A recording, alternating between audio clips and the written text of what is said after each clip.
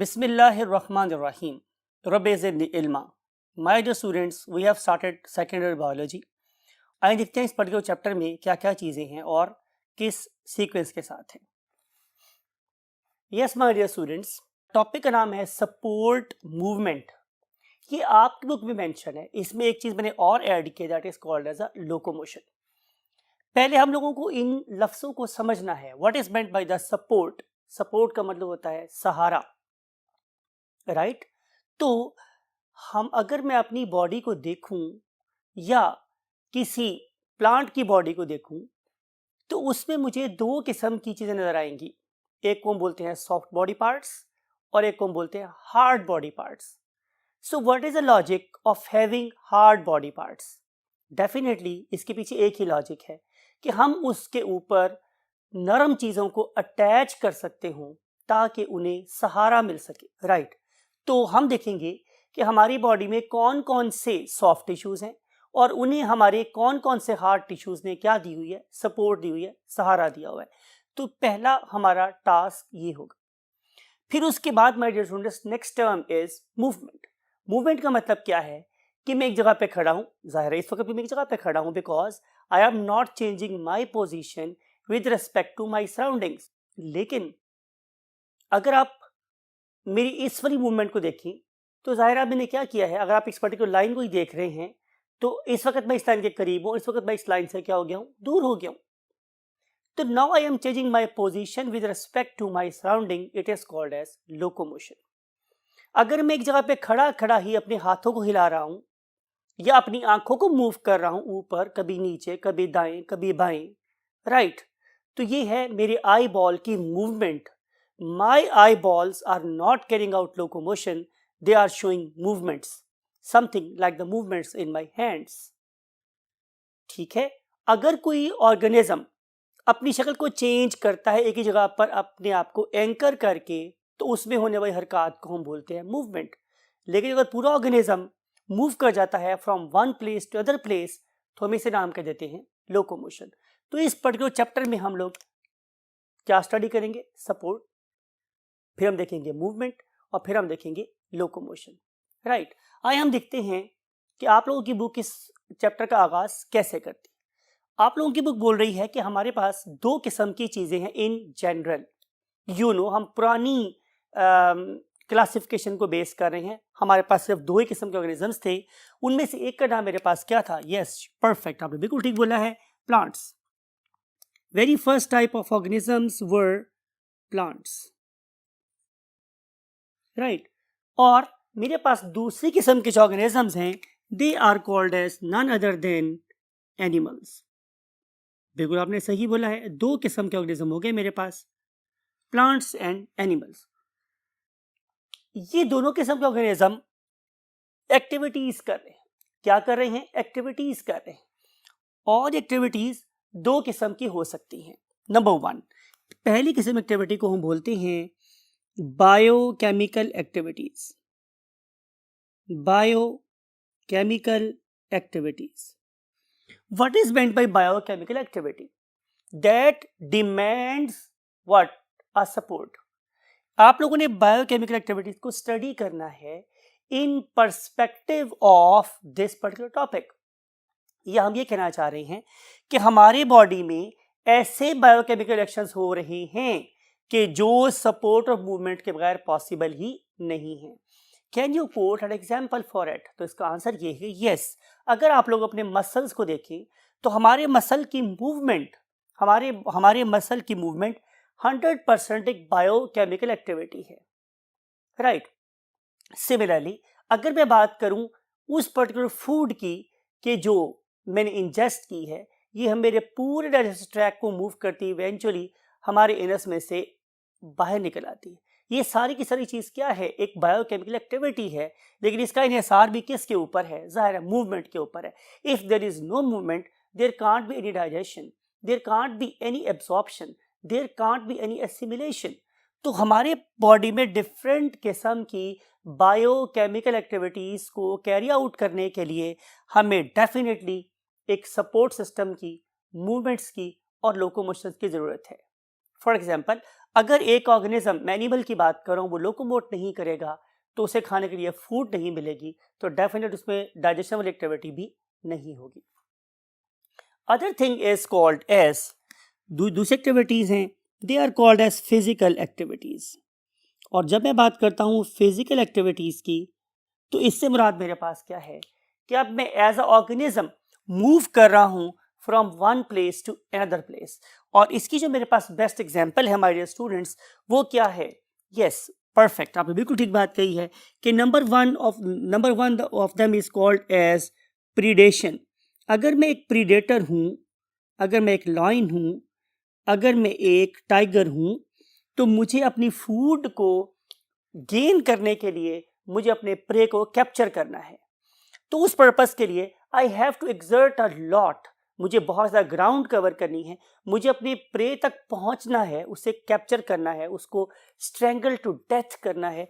इन सारे प्रोसेसेस के लिए definitely I have to have muscles, I have to have bones, I have to have tendons, I have to have ligaments, all this stuff. ये सब चीज़ें होंगी तो ही मेरी ये फिजिकल एक्टिविटी होगी, अदरवाइज एक्टिविटी नहीं होगी। ऑन द अदर हैंड अगर आप देखें तो एक एक्टिविटी और भी हो रही है इसी प्रोसेस में, और वो क्या है? Saving life. अगर मैं एक प्रेडेटर हूं तो मैं किसी की जान लेना चाहता हूं, और जिसकी मैं जान लेना चाहता हूं उसका नाम क्या है? प्रे। लेकिन on the other hand that very prey is escaping from me, वो मेरे से बचना चाह रहा है। एक डियर है, एक जिराफ है, एक फॉर एग्जाम्पल बाइसन है। तो ये सारे के सारे organism they are trying to escape from me. तो एक तरफ फूड बन के हयात मिल रही है और एक तरफ फूड ना बन के हयात मिल रही है। तो एस्केप, दूसरी बहुत बड़ी एक्टिविटी क्या है मेरे पास? एस्केप। अगर मैं एक क्या हूँ स्टूडेंट्स? प्रे, तो एस्केप होने में ही मेरी जिंदगी है। तो एस्केप होना एक और फिजिकल एक्टिविटी है दैट सोलली 100% किस पे डिपेंड कर रही है? जाहिर है सपोर्ट पे, लोकोमोशन पे और मूवमेंट्स पे। अब अगर आप दो किस्म के कैटेगरीज को देखें, मीन प्लांट्स को और एनिमल्स को, तो आपको क्या नजर आएगा माय डियर स्टूडेंट्स कि दो किस्म के ऑर्गेनिज्म दो डिफरेंट किस्म के कैरेक्टरिस्टिक्स शो करते हैं। यू नो कि अगर मैं बात करता हूं किसकी? प्लांट्स की, तो प्लांट्स जब होते हैं मल्टी सेलुलर, राइट, तो they can not move, they can not locomote. मैंने कॉन्सेप्ट आपको देना है कि आपकी बुक में ये सच में थोड़ी सी मिसलीडिंग है कि plants they don't show movement. ये कॉन्सेप्ट गलत है। प्लांट्स मूवमेंट तो शो करते ही हैं, लेकिन जब प्लांट्स यूनिसेलुलर होते हैं, समथिंग लाइक एल्गी और समथिंग लाइक वॉल्वॉक्स, ये टर्म्स आपने सीख ली हैं, पढ़ ली हैं आप लोगों ने, तो उस टाइम पे these organism they can move, they can carry out locomotion. तो प्लांट्स दो किस्म की एक्टिविटी शो करते हैं, सोलली चीफली मूवमेंट, लेकिन जब यूनिसेलुलर लेवल पर होंगे तो वो लोकोमोशन भी शो कर सकते हैं। ऑन द अदर हैंड अगर मैं बात करता हूँ स्टूडेंट्स किसकी? एनिमल्स की, तो सारे के सारे animals except few, can you name, आपने चैप्टर नंबर 10 बड़े इंटरेस्टिंग वे में डिटेल से स्टडी किया है, can you name any animal that can not carry out the process of locomotion? तो यस, परफेक्ट, आप लोगों ने बिल्कुल सही नाम दिया है कि हमारे organisms of phylum Porifera, most of them they cannot move except at embryonic stage. So animals usually carry out the process of locomotion with few exceptions. Those are known as what? Sessile organisms. Sessile animals cannot carry out locomotion. Otherwise, most of the animals they can change their position with respect to its surrounding. तो हम इसे क्या बोलेंगे? Locomotion. क्या organisms को सिर्फ movement और locomotion के लिए ही चाहिए है क्या सपोर्ट? तो आंसर इज नो। आइए देखते हैं कि इसके अलावा और क्या क्या चीजें हैं कि जिसके लिए इस ऑर्गेनिज्म को, इन ऑर्गेनिजम्स को सपोर्ट भी चाहिए, उन्हें मूवमेंट भी करनी चाहिए और उन्हें लोकोमोशन भी करनी चाहिए। So let's move to the next part of the board. Yes my dear students, another very important reality of the world, reality of the perhaps our world, that is called as the gravity. You know very well, physics में आपने बहुत detail से पढ़ा है कि organism को attract कर रहे हैं, and that very force of attraction is due to gravity. We are living on a mass that is very huge, and that very huge mass is called as अर्थ। और उस पर्टिकुलर ह्यूज अट्रैक्टिव फोर्स को overcome करना कोई आसान सी बात नहीं थी, right. तो ये अगर ये चीज जिसे हम इस चैप्टर में स्टडी करने वाले हैं, अगर वो मेरे पास ना होती तो डेफिनेटली मैं एक क्रीपिंग मैस ऑफ सेल होता, समथिंग लाइक आपको याद होगा कि हमने स्लाइम मोल्ड्स के बारे में डिस्कस किया था कि स्लाइम मोल्ड ऐसे ऑर्गेनिजम्स हैं कि जिनके पास कोई सपोर्ट और मूवमेंट का सहारा नहीं है, तो they can only creep, right. फिर आपने एक और टॉपिक पढ़ा था, एक और ऑर्गेनिज्म पर नाम था प्लाज्मोडियम, और Plasmodium was also a creeping mass of about 1 foot. तो मैं बात कर रहा हूं कि अगर हमें कोई शेप गेन करनी है, पहली बात लिख रहे हैं, अगर हम लोगों को कोई ना कोई शेप गेन करनी है, और दूसरा we have to stand against the gravity, और हम लोगों को एक अप राइट पोस्चर लेना है, चाहे ये प्लांट है चाहे ये एनिमल है। I am using the word upright posture. तो इस अपराइट पोस्चर में means if we want to grow against the gravity, if we want to stand against the gravity, and if we want to have the shape, तो फिर हमें क्या चाहिए?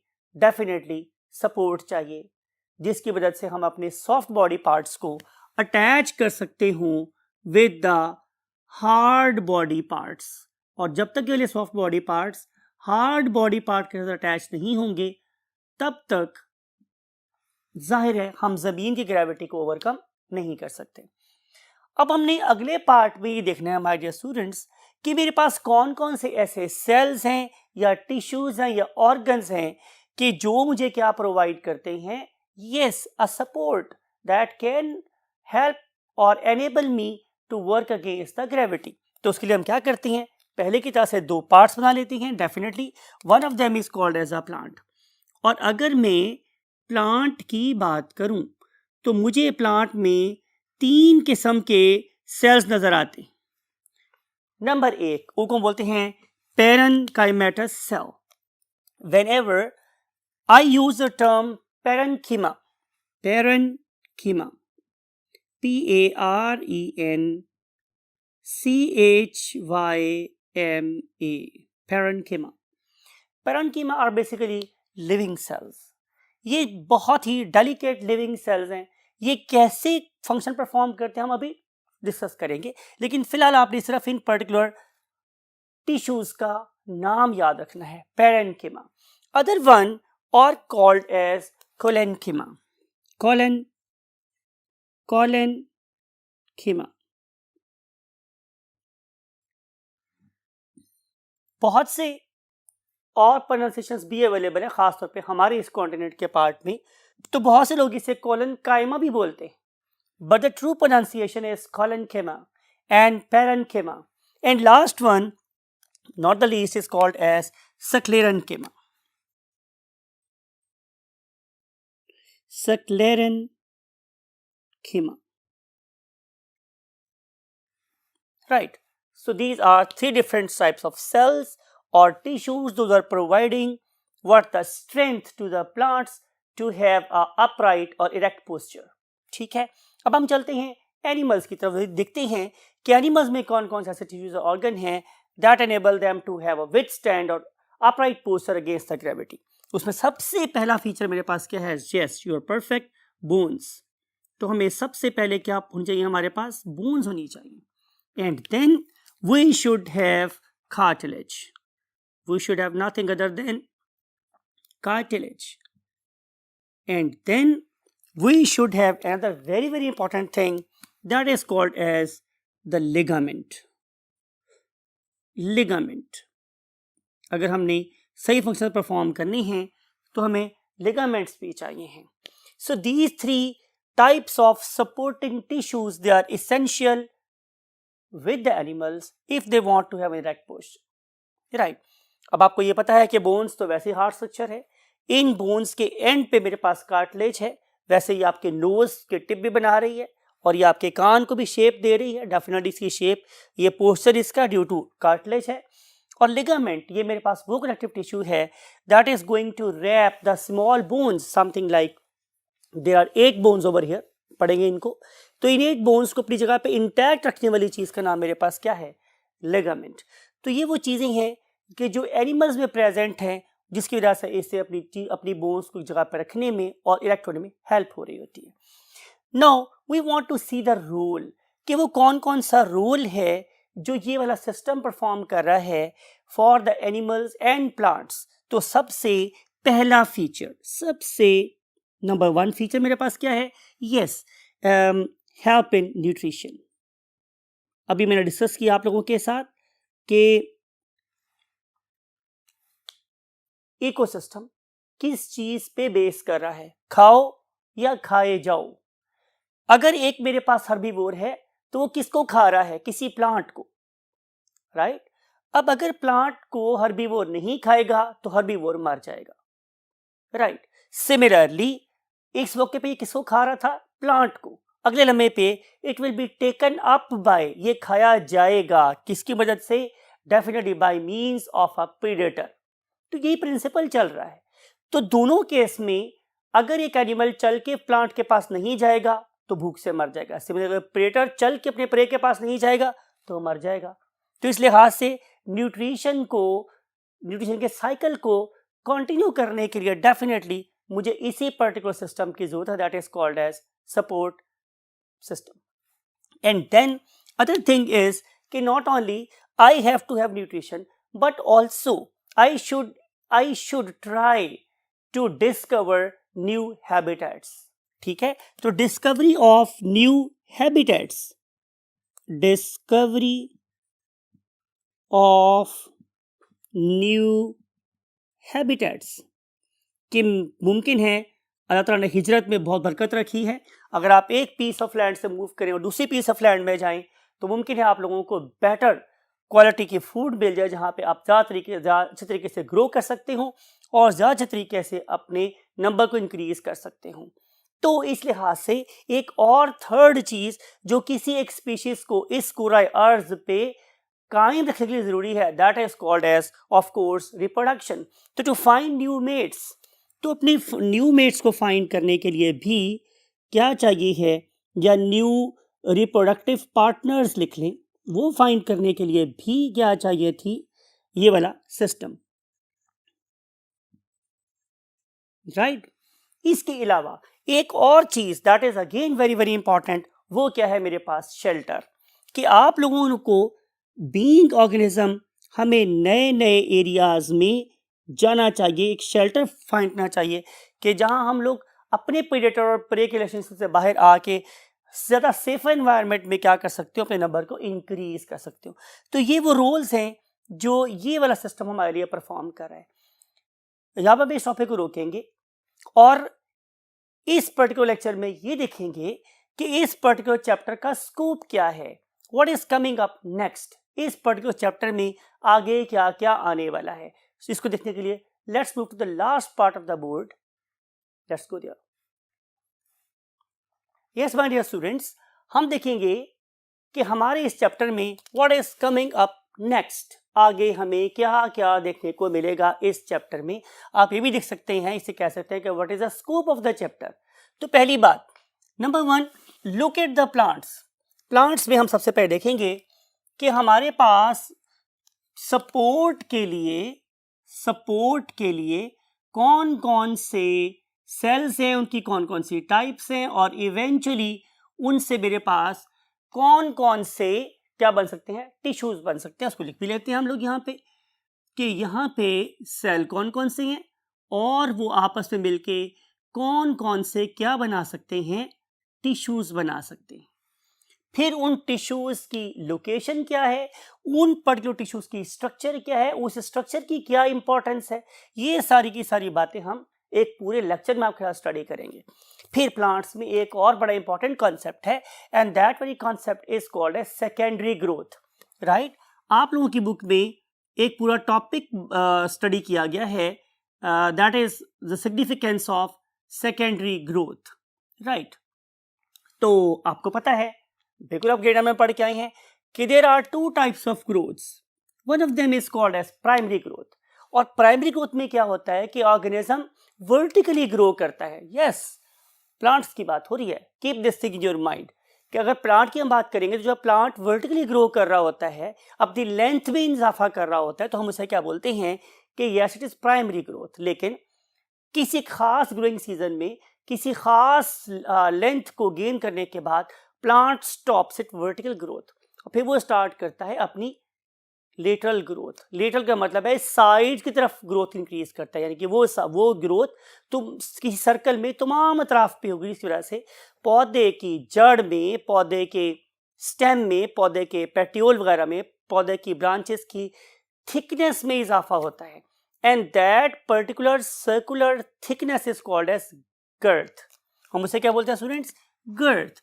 तो हम देखेंगे कि इन ऑर्गेनिज्म की गर्थ में, मोटाई में कैसे कैसे इजाफा हो सकता है और इसकी क्या इंपॉर्टेंस है, और अगर ये नहीं होगी सेकेंडरी ग्रोथ तो नुकसान क्या होगा, राइट। तो ये सारी की सारी बातें हम यहाँ पे स्टडी करेंगे।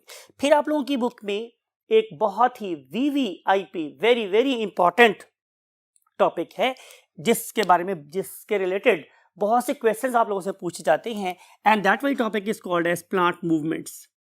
Plant movements. तो हम बिल्कुल बहुत डिटेल के साथ एक पूरा लेक्चर इसके ऊपर लेंगे और आप लोगों से इंशाल्लाह सैर हासिल डिस्कशन करेंगे कि अगर प्लांट्स लोकोमोशन नहीं कर रहे तो पहला रब्बुल इज़्ज़त ने उन्हें कौन कौन सी मूवमेंट्स से नवाजा है कि they are dwelling very successfully on the face of earth, ठीक है। और हम उनसे क्या क्या छीन रहे हैं कि इनकी मूवमेंट्स ख़त्म हो रही हैं या ख़त्म हो गई हैं। Next is growth substances. अगर आप लोग क्या देखेंगे स्टूडेंट्स, प्लांट को देखेंगे तो उनमें भी आप लोगों की तरह से ग्रोथ सब्सटेंसेस पाए जाते हैं। फॉर एग्जांपल अगर आपको याद हो तो ग्रेड 9 में आप लोगों ने पढ़ा था कि आपके पास एक हार्मोन है, उसका नाम क्या है? Growth hormone. जिस ऑर्गेनिज्म में ग्रोथ हार्मोन होगा वो बड़ा होगा और जिस ऑर्गेनिज्म में ग्रोथ हार्मोन नहीं होगा वो बहुत छोटा रह जाएगा। एक हमारे बड़े मशहूर स्टेज एक्टर है समथिंग लाइक कोडू, तो हम ये कह सकते हैं कि शायद उनमें ग्रोथ हार्मोन कम हो गया या कम रह के जिस तरह का छोटा हो गया। तो growth substances are essential for the normal growth. तो हम स्टडी करेंगे कि प्लांट के अंदर कौन कौन सा ग्रोथ हार्मोन है, कौन कौन सा ग्रोथ सब्सटेंस है और वो प्लांट को किस तरीके से ग्रो करवाता है और किस तरीके से वो प्लांट की अल्टीमेट शेप डिटरमाइन करने में प्लांट की हेल्प कर रहा होता है। तो ये भी एक छोटा सा मगर बड़ा इंपॉर्टेंट टॉपिक आपकी बुक में स्टडी किया गया है। Now let's move to the second and the major component of the chapter that is called as the animals. तो एनिमल्स के अंदर हम सबसे पहले देखेंगे कि एनिमल्स की दो टाइप्स हैं। उनमें से जो पहली टाइप है उसका नाम मेरे पास क्या है? Invertebrates. You know very well कि एनिमल की पहली टाइप मेरे पास कौन सी है? इनवर्टिब्रेट्स। और ये जो इनवर्टिब्रेट्स है इनके अंदर कौन कौन सा स्केलेटन होता है? तो आंसर इज कि पहली टाइप के स्केलेटन को हम नाम देते हैं हाइड्रोस्टैटिक स्केलेटन। Hydrostatic skeleton. इसमें किसी भी स्ट्रक्चर की शेप उसके एक्वाडायनामिक और हीमोडायनामिक और सिलोमोडायनामिक फीचर की वजह से होती है। इसका मतलब ये है कि इन ऑर्गेनिज्म के सेल्स में, इन ऑर्गेनिज्म की बॉडी के अंदर एक फ्लूइड भरा हुआ होगा। That may be the water, that may be stomach fluid, that may be blood, that may be lymph, और इस पर्टिकुलर चीज की वजह से इसकी शेप मेंटेन रहती है। For example look at this balloon. इस बैलून में कोई हवा नहीं है। जब इसमें कोई हवा नहीं है तो इसकी कोई शेप भी डेफिनेट नहीं है। इसको आप कोई भी फोर्स लगाए अपनी शेप को चेंज कर लेता है। लेकिन अगर आप इसी पर्टिकुलर बैलून में सिर्फ और सिर्फ हवा भर दें, now it has assumed a shape, right. तो इस पर्टिकुलर एयर की वजह से ये सिंपली अब इसको प्रेस करना मुश्किल हो गया है। Same is the case with the hydrostatic skeleton. अगर मैं किसी पर्टिकुलर बैलून में देखिए मैं पानी भर दूं तो जाहिर है अब इसकी टेनेसिटी, इसका टेनिशियसपन और ज्यादा हो गया है as compare to simple air. तो यही वाला काम हमारा हाइड्रोस्टैटिक स्केलेटन कर रहा है in various forms of animals. देखेंगे, स्टडी करेंगे डिटेल के साथ कि ये वाला स्केलेटन कहाँ कहाँ पाया जाता है और ये किस तरीके से ऑर्गेनिजम्स को शेप देता है या उन्हें मूवमेंट्स करने में या लोकोमोट करने में हेल्प कर रहा होता है। Next thing is that is again for invertebrates और हम इसे नाम देते हैं what? Exoskeleton. Exoskeleton. And whenever we use the term exoskeleton, इसका मतलब है एक्सो मीन बैरूनी और स्केलेटन का मतलब होता है ढांचा। एक्सोस्केलेटन एक ऐसा ढांचा या hard structure that is lying outside the body and protecting the what, viscera. Viscera पढ़ाया था मैंने आप लोगों को कि विसरा का मतलब होता है soft body parts, something like your small intestine, something like your liver, something like your stomach, something like your kidneys etcetera. तो ये मेरे सॉफ्ट बॉडी पार्ट्स है। Something like your lungs, something like your heart, तो ये सारे soft body parts हैं। अगर इन soft body parts के सबसे बाहर कोई हार्ड शेल मौजूद हो तो हम उसे नाम देते हैं एक्सोस्केलेटन। हम देखेंगे एक्सोस्केलेटन किन किन ऑर्गेनिजम्स में पाया जाता है, कैसे बनता है, किस चीज से बनता है, और आखिर इस हार्ड चीज को मूव करवाने के तरह ने क्या क्या चीजें यूज की हैं और ये कैसे मूव करता है। तो it is the again a complete full fledge topic, उसे हम एक प्रॉपर लेक्चर में स्टडी करेंगे। फिर हम मूव करते हैं स्केलेटन के लास्ट और सबसे सुप्रीम पार्ट की तरफ, and that is called as endoskeleton. That is called as what, endoskeleton. अब इस वाले केस में क्या होगा कि जो हार्ड बॉडी पार्ट्स हैं, something like the bones, they are lying inside, but the soft body parts they are lying outside. Bone is lying inside and soft body part is lying outside. अगर ऐसा कैसा case हो तो endo का मतलब हो गया अंदरूनी और स्केलेटन का मतलब क्या, ढांचा। अब ढांचा अंदर है और सॉफ्ट बॉडी पार्ट्स बाहर हैं, राइट। इस पर्टिकुलर टॉपिक में हम देखेंगे कि हमारे पास कौन कौन से सेल्स हैं कि जो बेसिकली इस पर्टिकुलर स्केलेटन को बनाते हैं। अगर इनमें कोई प्रॉब्लम आ जाए तो वो कैसे ओवरकम की जाती है। इस पर्पस के लिए हम सबसे पहले स्टडी करेंगे किसको, ह्यूमन स्केलेटन को। हम हजरत इंसान को लेंगे, ये जाहिर है हजरत इंसान का स्केलेटन होगा, और इसमें हम देखेंगे कि कौन सी बोन कहाँ कहाँ है और इसके अंदर कौन कौन सी बोन कौन कौन सा फंक्शन परफॉर्म कर रही है, right. And then we will study कि ये जो मेरा स्केलेटन है ये एक पीस पे कॉन्सिस्ट नहीं कर रहा, इसमें बहुत सारी बोन्स हैं। बोन्स का कितना नंबर है, पैदाइश से पहले मेरे पास कितनी बोन्स होती हैं, मेच्योर होने के बाद वो बोन्स कितनी हो जाती हैं, कम होती हैं, बढ़ती हैं, स्टडी करेंगे। फिर उसके बाद हम देखेंगे कि अगर क्या ये जॉइंट एक ही है तो आंसर इज नो, और क्या ये स्केलेटन एक है तो आंसर इज नो। इसके बहुत सारे कंपोनेंट्स हैं, वो कंपोनेंट किसी खास पॉइंट से जुड़े हुए हैं, एंड दैट वेरी प्लेस कि जहाँ पे दो बोन्स आपस में आके जुड़ती हैं, आर्टिकुलेट करती हैं, that very point is called as a joint, something like it. ये वाली बोन इस पर्टिकुलर बोन से जुड़ रही है इस खास पॉइंट पे, that is called as a joint. तो हम देखेंगे माय डियर स्टूडेंट्स कि मेरे पास कौन कौन से जॉइंट्स हैं। नॉट ओनली मैंने देखना है कि मेरे पास कौन कौन से जॉइंट्स हैं, बल्कि मैं देखूंगा कि ये जॉइंट्स आखिर वहां पे क्यों हैं, और प्लस इसकी ये कौन सी टाइप है। फबिअय्यि आलाइ रब्बिकुमा तुकज़्ज़िबान, अल्लाह ने हर एक जॉइंट को उसके ज़रूरत के मुताबिक बनाया है। हम स्टडी करेंगे जॉइंट्स को, then we will see a very very important topic, और वो क्या है मेरे पास, डिफॉर्मिटीज ऑफ द स्केलेटन।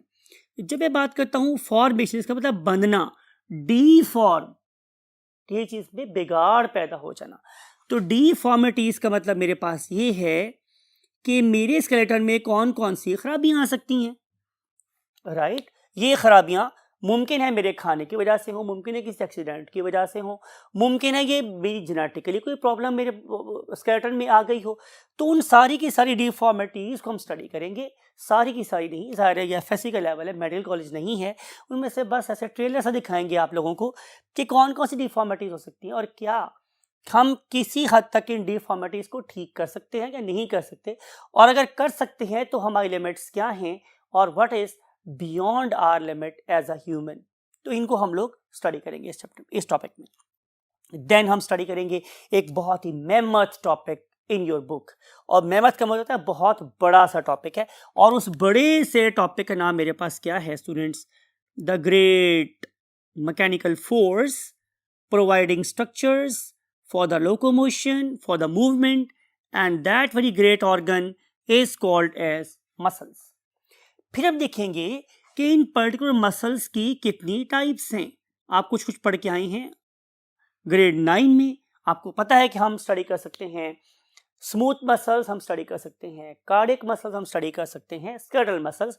तो फिर हम एंड पे जब स्केलेटल मसल पढ़ेंगे तो फिर उसकी डिटेल शुरू हो जाएगी, और उस पर्टिकुलर टॉपिक में हम डिस्कस करेंगे definitely skeletal muscles. Skeletal muscles हमारे इस पर्टिकुलर ढांचे को मूव करवाने के लिए मेरे पास कौन कौन सा मसल अटैच है। फिर हमारे इस पर्टिकुलर मसल को हम अंदर जाके स्टडी करेंगे। अब मैंने क्या करना है कि मैंने अगर एक मसल को स्टडी करना है तो मुझे क्या करना पड़ेगा, मुझे सबसे पहले किसी बंदे की स्किन को काटना पड़ेगा, से इट इज डेड बॉडी, और मैं इस डेड बॉडी में मसल्स की इवेंट को दिखना चाहता हूं तो I have to carry out a incision, मुझे कट लगाना पड़ेगा, इस स्किन को काटते दिखना पड़ेगा कि यहाँ पे मसल्स कहाँ कहाँ अटैच हैं। तो पहले मैं मसल को सिर्फ क्या स्टडी करूंगा, बाहर बाहर से स्टडी करूंगा, that is called as gross anatomy, मैं उसकी ग्रॉस एनाटमी स्टडी करूंगा। लेकिन उसके बाद मैं इस पर्टिकुलर मसल की क्या बनाऊंगा, slide, that is called as you know very well, मुझे बोलते हैं हिस्टोलॉजी।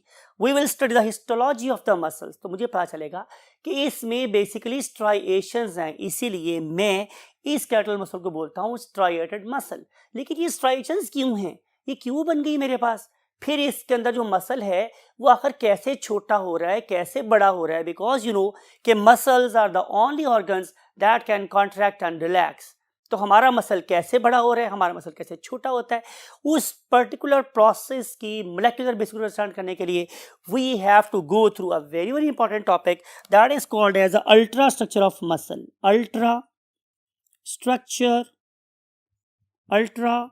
स्ट्रक्चर ऑफ मसल, ये हम स्टडी करेंगे, right. After studying the ultra structure of muscles, अब हम क्या स्टडी करेंगे स्टूडेंट्स, अब हम देखेंगे कि हमारी एक पर्टिकुलर स्ट्रक्चर है that is called the arm. तो उस पर्टिकुलर आर्म में मेरे मसल्स की क्या अरेंजमेंट है, ठीक है, कैसे मेरी जो एक दुनिया की सबसे ज्यादा टाइप्स ऑफ मूवमेंट करने वाली स्ट्रक्चर मीन आर्म, ये इतने सारे फंक्शन कैसे परफॉर्म कर लेती है, how I can carry out supination, pronation, abduction, circumduction, ये डिफरेंट किस्म के मूवमेंट्स हैं, राइट।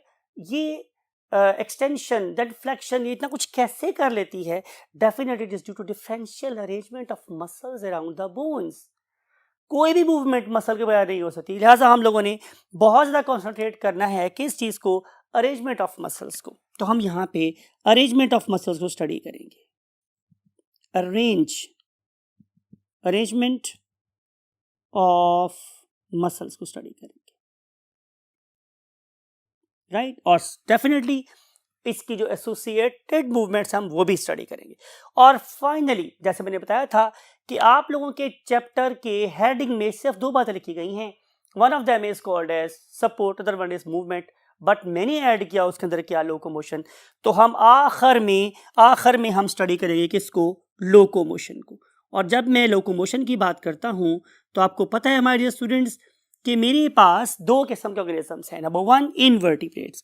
तो मुझे स्टडी करनी है लोकोमोशन इन वेरियस इनवर्टिब्रेट्स। जाहिर है मुझे स्टडी करनी पड़ेगी पैरामीशियम में, यूग्लिना में, सी एनेमनी में, प्लेटलमेंथिस के मेंबर्स में, अर्थवर्म में that is a member of एंडेलेट।